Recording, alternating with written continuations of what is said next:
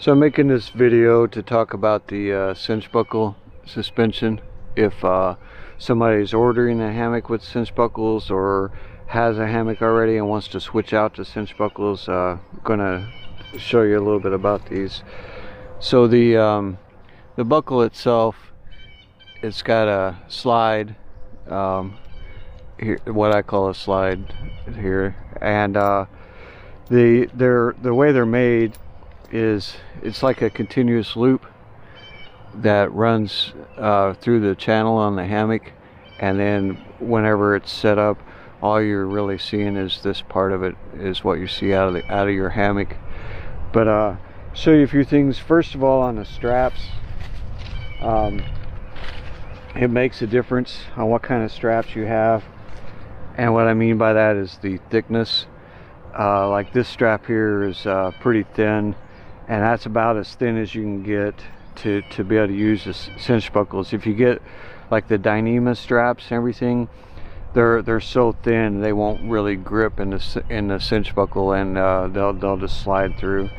So one thing when you're hooking up your straps on any suspension, not just the cinch buckle suspension, but when you hook it up, like in this case, you're running it through the eye, strap through the eye of the you're running the long part of your strap through the eye. So when you hook up your tree strap, you want to try to avoid setting it where it pulls like this, because the more you have that pulling like that, the more you're putting stress on the stitching and everything. If you've seen like the lumberjacks and stuff climbing a tree, they just have a loose strap that wraps around, and then they throw the strap up a little bit higher and climb up and keep working their way up like that. But it's just the friction of the strap from here around the back side of the tree to here that's holding that. So like in this case with this strap, you're not putting so much pressure on the stitching itself. It's on the strap itself, the webbing itself. So when you hook up a strap with the cinch buckle suspension or any suspension, you want to try to keep this strap running through the eye as straight as possible, and that putting the majority of your attention on the webbing itself and not so much on your stitching and everything. The more you go like this and having it pulling that way, the more stress you're putting on the tension. The more stress you're putting on the stitching and everything. And that works the same way if you're using a carabiner on here. And if you do use a carabiner, always use a climbing rated carabiner to make sure you don't have any problems. Don't go get one at a gas station or something. And you clip it through, and the same thing, you want it to kind of go as straight through as possible, because even though you're using a carabiner, if you turn it like this, you're still putting more pressure on the stitching and stuff than you need to, and more pressure on the jaws of the carabiner, which a weak, cheap, lighter weight carabiner, you could cause it to spread apart and even crack and fail. But if you put it like this, where the webbing's running straight through, or as straight as possible, it's going to have a little bit of tension on it, but as straight as possible, then you're putting a whole lot less stress on the carabiner and on the stitching, and a whole lot less chance of it failing. One advantage to using a carabiner instead of the loop is if I set up my hammock here and tried it out, and I said, oh, I need to raise or lower my strap. Well, if there's a tree branch somewhere on the tree right in the way, I can just unclip this, move it around the tree branch, and then clip it back in place.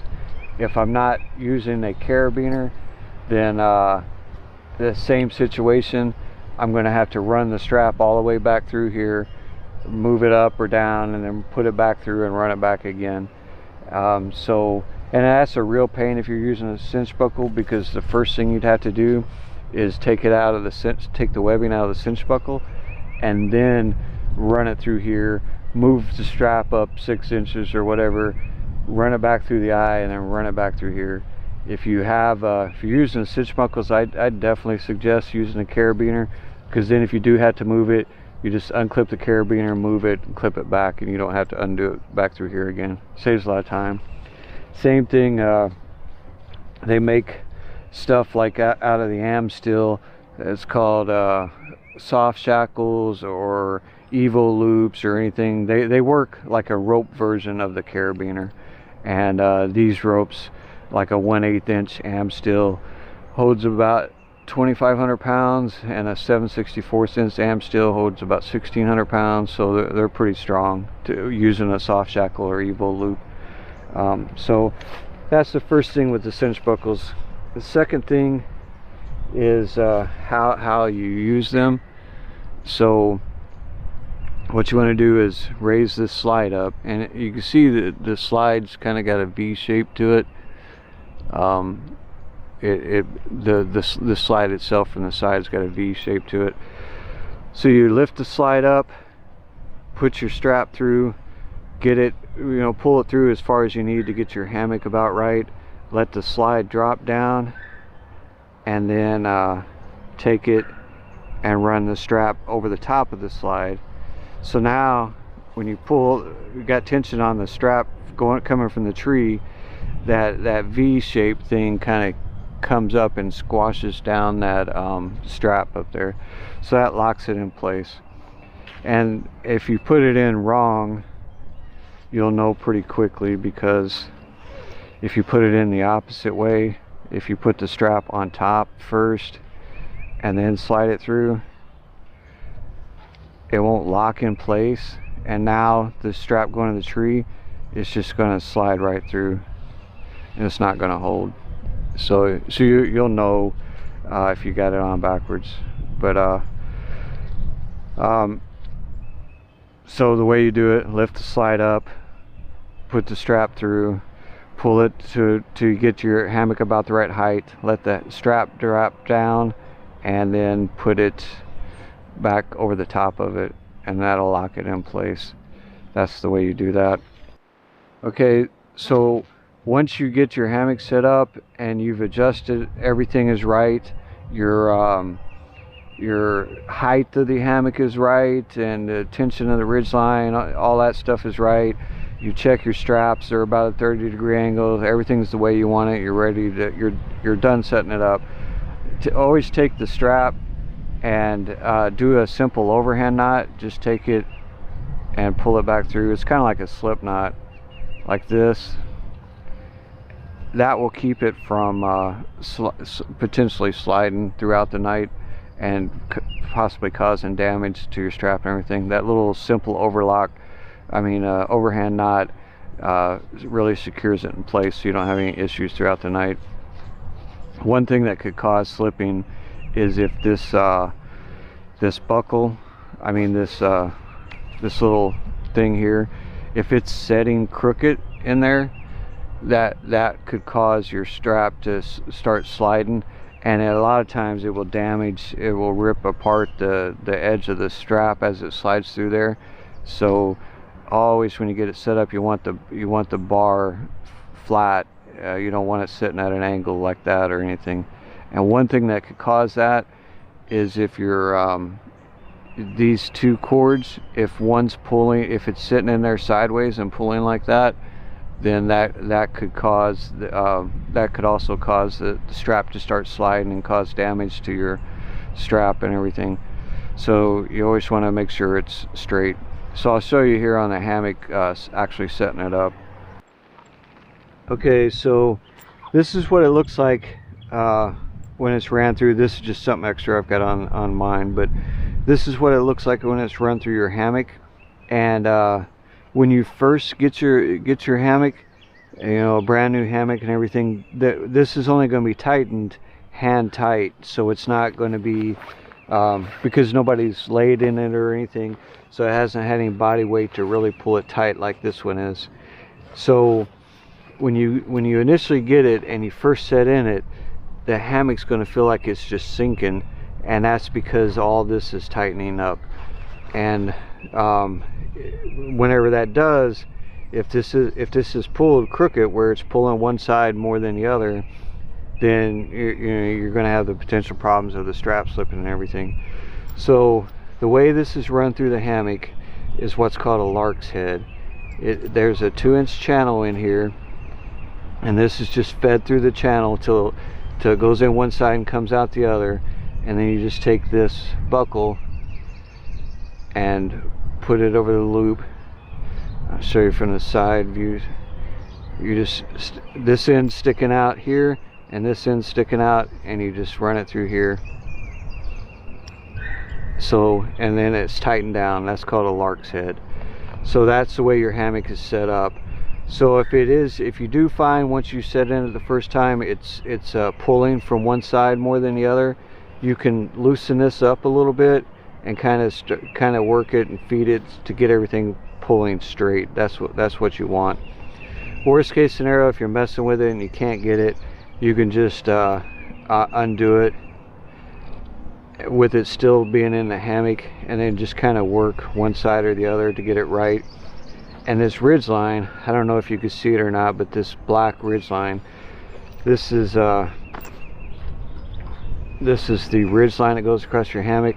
It's got this little loop on it. So the way it's set up is this loop just slides over your continuous loop like that, and then this is done like a Larks head. So that's the way your hammock is set up, like that.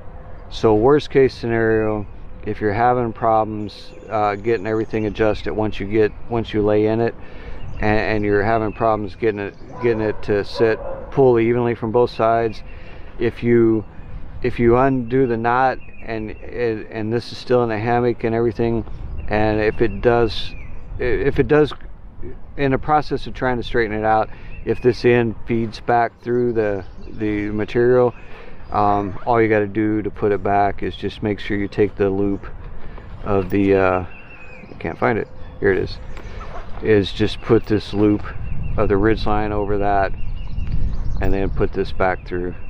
It's a pretty simple process, you know. This black loop ridge line, this ridge line is black, whatever color your ridge line happens to be, will come up there, and then you tighten it down, everything's good to go. So it's a really easy thing to adjust, but just make sure when you first get your hammock and you've laid in it and everything's kind of tightened up, make sure that is pulling tight from both sides, not just one, because that will, if it's only pulling from one side, you're going to have problems. You're going to do damage to your strap and everything. So it's very important. Alright, so now I'll put up my tree strap and get this hammock hung up the rest of the way. Okay, so I've got my tree strap up and got it through the carabiner, and as you can see, it's running pretty straight through the carabiner. That's what you want to do. And then next thing I did is check my angle of my hammock, angle of the straps. I have a video on how to properly set up a hammock. It shows you how to do all that, and then also to check the tension of the ridge line, make sure that's right. On our channel there's videos of that, how to properly set up a hammock, and there's another video on how to properly select a site to hang up a hammock. So the next thing is I'll show you here on the strap. Okay, so the hammock is properly set up. I've set it, I've checked everything. I've checked the height of the hammock to make sure it's going to be comfortable. Like if I was sitting in it, I've checked the ridge line, I've checked the tension of the ridge line, checked the angle of the straps. Everything's good to go. So the very next thing, now that I'm happy with everything that's set up, is I want to take this strap and do that overhand safety knot.